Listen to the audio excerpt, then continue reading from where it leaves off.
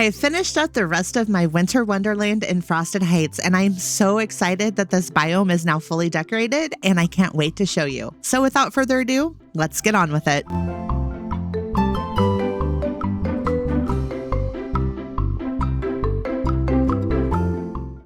Hello friends, and welcome back to my channel. Thank you for being here with me today. Now, I don't know what the weather is like where you are, but we recently survived Snowmageddon 2024, and while the wind was howling and the snow was falling, I took the opportunity to complete part 2 of my Winter Wonderland build. This build features Anna's house and the Frosty Fortress house skin that was available a while back in the premium item shop. Along with these two buildings, I also incorporated some more of the Star Path items that I used in part 1 of this build, which if you haven't watched it, I will link that video somewhere on your screen for you. Now, I will admit that I struggled a bit with the placement of the items on this half of the biome, which I didn't record so you won't see my struggle. But in the end, I'm incredibly satisfied with the end result, and I love the flow of this area. While I don't always choose consistency when decorating my biomes, for this one, I decided to decorate each side using pretty much the same items. So for the pathing, I chose the snowy brick path. Now I know the bordered paths are super popular since they were introduced into the game, and for good reason. I use them most of the time as well, but for this biome, I chose to stick with the unbordered path. While I do think that the bordered path would have definitely made a cleaner build, I had a bunch of the path without border already made, and since I intended to really decorate the edges and kind of try to make the path curve in some areas, I decided to go ahead and save my resources and just use what I already had. While the other side of the biome with the winter castle has more of an elegant feel to it, I wanted this side to be more about winter fun, so I incorporated some additional elements into the build like the sled, the snowman, the igloo, and a few other items that you'll see in just a bit.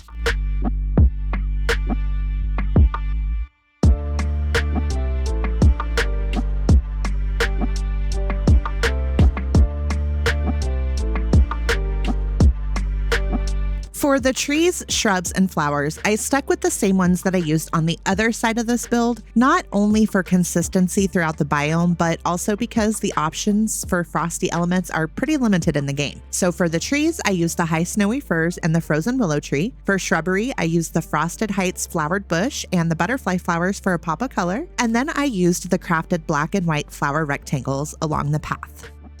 A little fun fact for you guys, this is actually the second time that I completed this area. So while there is a little bit of indecision and back and forth like what you see right here, I mostly knew what I was doing since I had already done the area once. When I initially completed this area, I did it during a stream over on Twitch, which the link is in the description below if you ever want to join me. But when I downloaded the video to edit for YouTube, I just wasn't satisfied with the quality. So I tore everything out and started over.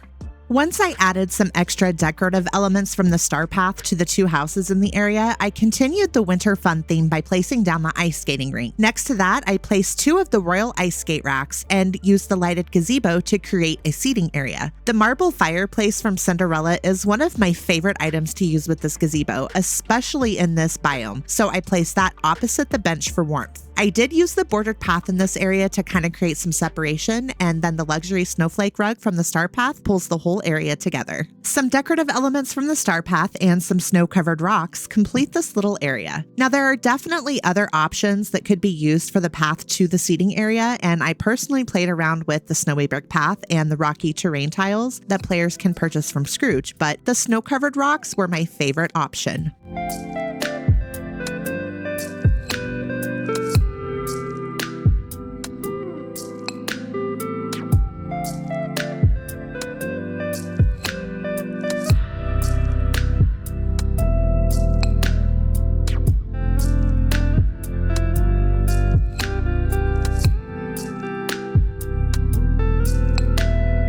After filling in the area with trees and shrubbery, I continued to work on the path. Now, sometimes I'll place my items that I want to use first, but in situations like this where there are several entrances or access points, I'll work on the path first to ensure that I keep those open.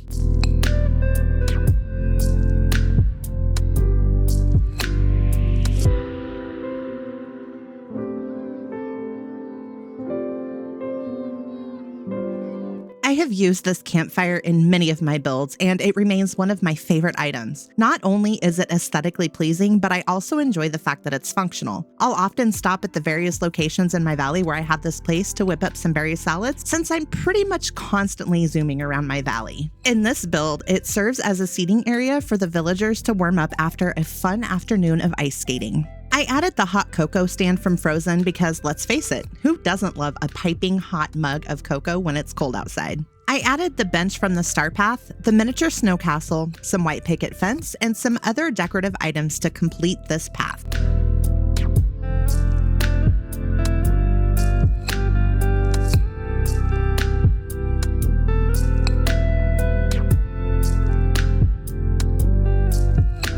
I wanted to use this next area to create a focal point with my winter fun theme. After I placed some fencing and bushes, I placed a snowman family along the fence. Now, it might not make much sense that anyone would build snowmen on a brick path, but I still think they look cute nonetheless. To help define the path and then to kind of make it curve around back to the houses, I used a large snow-covered rock as well as some more of the frozen flower bushes. I also defined a path to the pond using the small snow-covered rocks, and I did this to ensure that I was able to gain access to it for future fishing quests.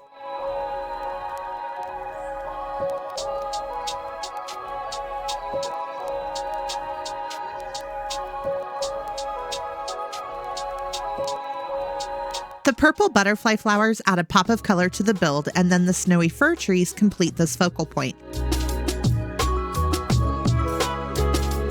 One of the things that I dislike about the trees is having to cycle through to get the shape and size that you want to use. I hope in future updates, the developers add an option for players to individually select these.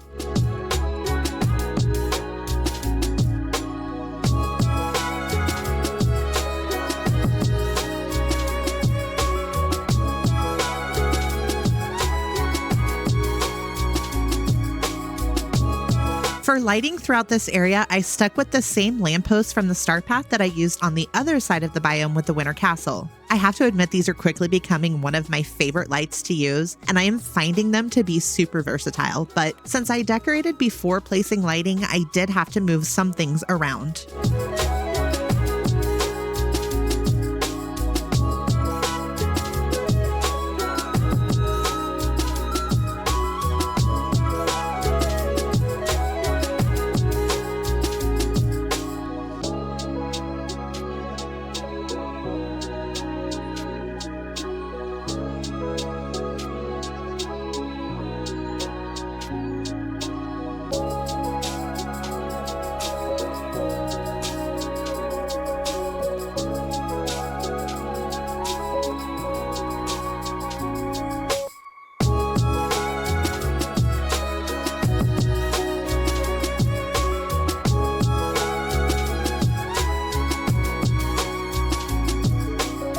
I really struggled with well placement in this biome, and to be honest with you, that's a common problem I have. By this point in the build, I was running out of room, so I chose just to put it in the small open area by the river. I did use some fencing and then some of the black and white flower rectangles to help define the space, and then I used some bushes throughout the rest of the build to curve the path. Now, I knew for sure that I didn't want to completely block off access to the river because I've learned the hard way that it's a pain in the butt to move build items if you need to catch or harvest something for a quest. So around the well, I kept it pretty simple and open and just used some of the small snow-covered rocks.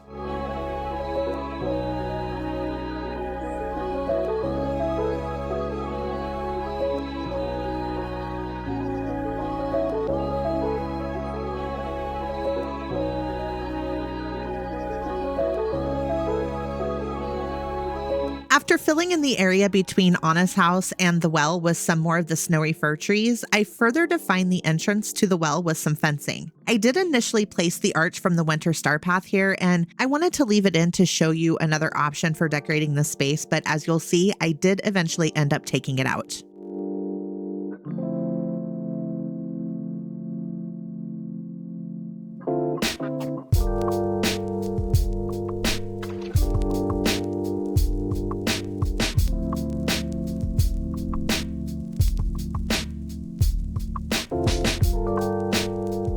For the bridge, I mirrored the other side and placed 3 of those winter Starpath arches. I wanted to point out here that when I placed these, I did leave a space between each one, which I am able to walk through if needed when I'm playing the game. I find that this leads to a much more pleasurable experience while still giving the beautiful effect of having multiple arches stacked.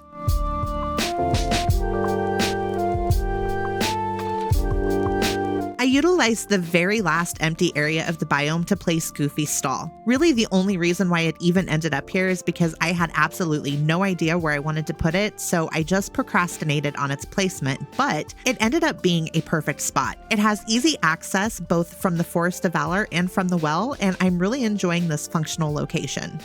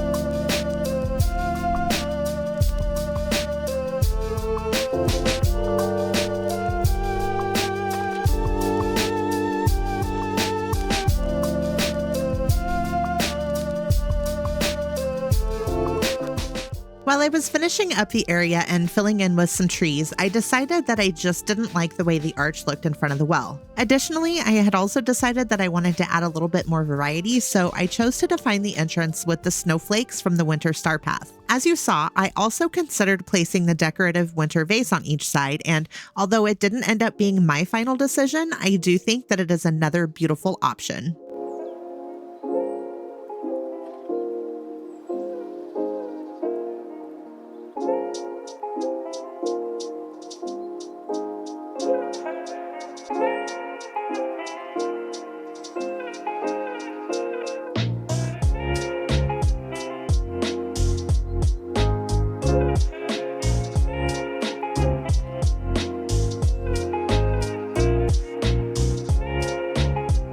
At this point, the build could definitely be considered complete, especially if you're keeping an eye on your item count. However, if you've met me, you already know that I love adding clutter to my builds. So I dropped some snowballs and then I went back through the area and added those to little areas that I felt could use a little extra.